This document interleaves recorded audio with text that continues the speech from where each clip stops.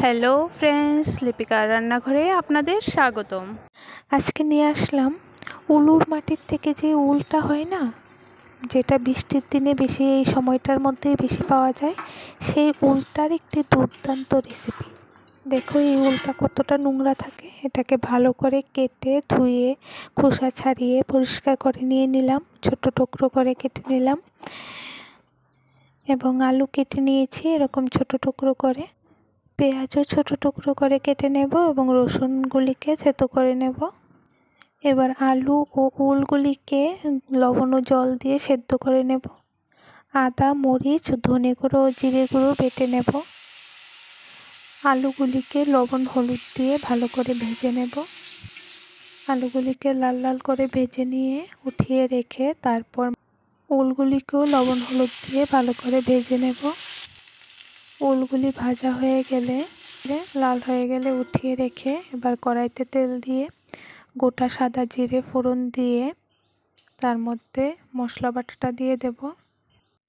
মশলা বাটাটা একটু সময় ভেজে তার মধ্যে টুকরো করে রাখা পেঁয়াজ ও থেতো করে রাখা রসুনগুলি দিয়ে দেব। এবার স্বাদ মতো লবণ ও হলুদ দিয়ে পেঁয়াজগুলিকে কম আঁচে ভালো করে ভাজতে হবে। পেঁয়াজগুলি এরকম ভাজা হয়ে গেলে তার মধ্যে একটু জল দিয়ে আবারও মশলাটা একটু ভালো করে কষিয়ে নেব।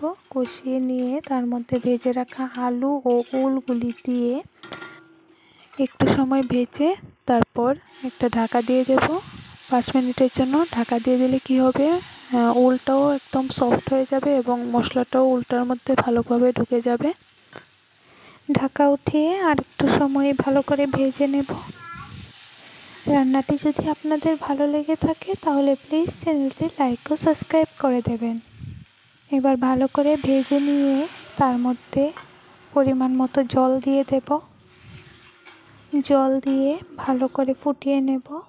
জলটা যখন ফুটে উঠবে তার মধ্যে হাফ চা চামচ চিনি ও গরম মশলা বাটা দিয়ে দেব, এলাচ ও দারচিনি বাটা দিয়ে আর একটু সময় ভালো করে ফুটিয়ে নামিয়ে নিলেই তৈরি আমাদের উলের এই দুর্দান্ত স্বাদের রেসিপিটি।